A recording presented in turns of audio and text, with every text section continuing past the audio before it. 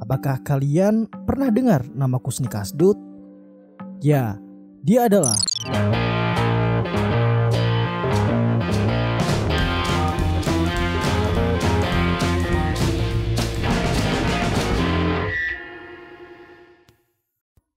Hai, jumpa lagi di Warta Siluman.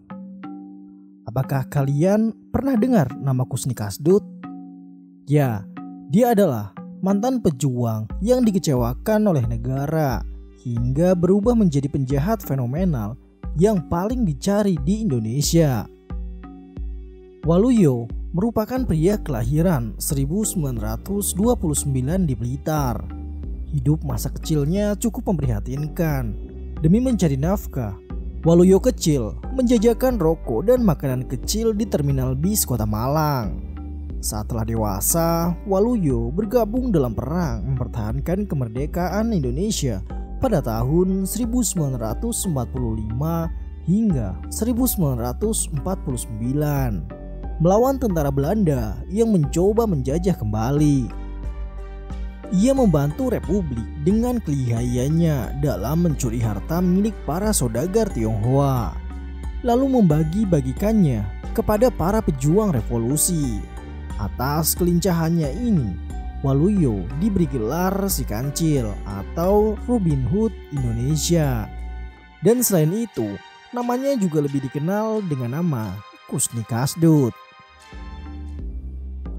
Pergerakan Kusni nyatanya juga membuat Belanda saat itu menjadikannya salah satu target. Kusni saat itu bergerak di front Jawa Timur. Tubuhnya yang kecil dan kemampuannya menyamar membuat Belanda cukup kewalahan. Hingga suatu ketika, Kusni merasakan timah panas dari senjata Belanda yang mengenai kakinya hingga mengakibatkan cacat permanen. Lalu dia juga sempat ditahan di penjara oleh Belanda. Namun berkali-kali si Kancil ini berhasil membebaskan diri.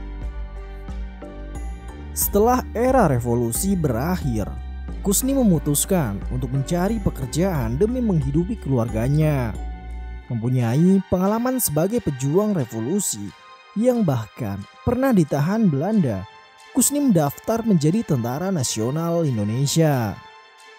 Sayang, cacat di kakinya akibat tembakan Belanda saat membela negara era revolusi dulu menjadi salah satu alasan dirinya ditolak bergabung ke tubuh TNI.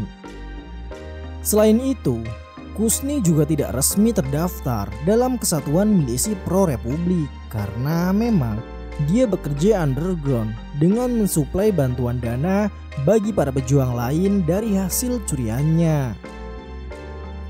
Pada titik inilah, Kusni, sang pejuang itu, masuk ke babak baru dalam hidupnya yang kelam.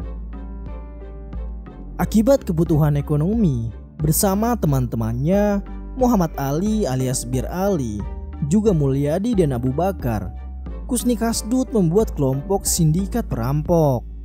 Kusni didaulat sebagai pemimpin geng mereka pada saat itu. Kusni pun kembali menjadi merampok. Bedanya, jika sebelum 1950 ia merampok demi Republik, kali ini dia menjadi perampok untuk kelangsungan hidupnya sendiri setelah tidak menemukan pekerjaan lainnya. Kusni bersama rekan-rekannya merampok seorang hartawan Arab bernama Ali Badjenet pada 11 Agustus 1953. Sang hartawan yang hendak melawan saat itu terbunuh oleh aksi komplotan Kusni. Nama Kusni pun mulai ditandai oleh pihak berwajib. Aksi Kusni tidak berhenti di sana. Dia dan rekannya berhasil melakukan salah satu perampokan paling gila dan fenomenal dalam sejarah. Ya, Kusni Kasdut merampok berlian yang terdapat di Museum Nasional atau Museum Gajah. Museum yang berlokasi di pusat pemerintahan dekat dengan Kementerian Pertahanan dan Istana Negara pada 31 Mei 1961. Kusni dan rekannya saat itu menyamar sebagai polisi yang turun dari mobil jeep. Dia menyandera para pengunjung dan menembak salah satu petugas museum hingga meregang nyawa. Total ada 11 butir berlian berhasil digasak Kusni dan komplotannya dari museum tersebut.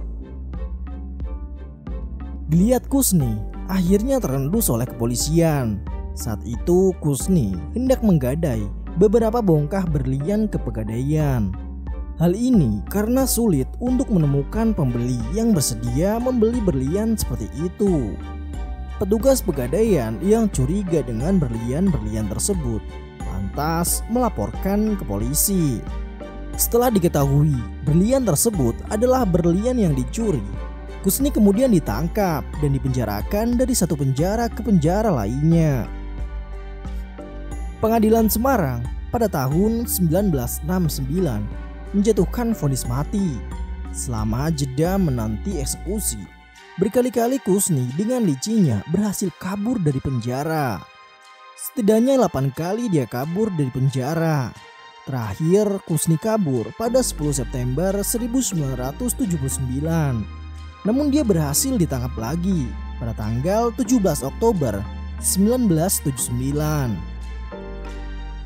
Dirinya sempat mencoba mengajukan gerasi, namun berdasarkan surat keputusan Presiden nomor 32/G/1979 tertanggal 10 November 1979, Presiden Soeharto menolaknya.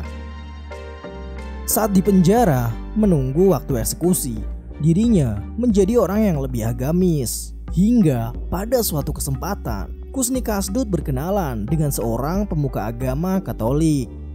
Kedekatan keduanya membuat Kusni begitu tertarik dan akhirnya bertaubat atas apa yang pernah dia lakukan pada masa lalu. Kusni memutuskan memeluk Katolik dan dibaptis dengan nama Ignatius Kusni Kasdut. Kecintaannya terhadap agama ini dituangkan juga melalui sebuah karya yang dibuat oleh tangan Kusni sendiri pada sebuah gedebong pisang. Pada media itu, Kusni melukis gereja katedral Jakarta secara detail dan menghadiahkannya kepada gereja tersebut. Hingga kini lukisan itu masih dapat dilihat di gereja katedral Jakarta. Kisah lika-liku kehidupan Kusni Kasdut dituangkan dalam sebuah buku berjudul namanya sendiri, hasil karya seorang praktiri, jurnalis senior Kompas. Selain itu, kisah hidup Kusni menjadi inspirasi lagu God Bless yang berjudul Selamat Pagi Indonesia dalam album Cermin. 9 jam sebelum dieksekusi, sesuai prosedur eksekusi, pihak kepolisian mengabulkan permintaan terakhir Kusni Kasdut. Dia meminta berkumpul lagi dengan keluarganya. Bertempat di ruang kebaktian Katolik di Lembaga Permasyarakatan Kalisosok, Kusni bersama istri, anak, menantu dan cucunya makan bersama untuk terakhir kalinya dengan menu capcay, mie dan ayam goreng. Di antara seluruh yang hadir, hanya Kusni yang terlihat paling lahap makannya. Sedangkan keluarganya tidak dapat menikmati makanan itu sebagaimana Kusni. Perjalanan seorang Kusni Kasdut, sang Robin Hood Indonesia, berakhir pada tanggal 16 Februari 1980 di depan regu penembak. Siapa sangka kekecewaan atas republik yang selama ini ia bela serta kebutuhan akan ekonomi membuat seorang mantan pejuang yang rela cacat demi membela tanah airnya berakhir sebagai seorang perampok paling dicari di Indonesia. Itulah sekelumit info tentang Kusni Kasdut. Terima kasih telah berkunjung. Dukung kami dengan cara subscribe, like, comment, dan share ke teman-teman kalian agar channel ini terus berkembang dan terus memberikan informasi yang mungkin belum Anda ketahui. Sampai jumpa di video kami selanjutnya. Warta Siluman.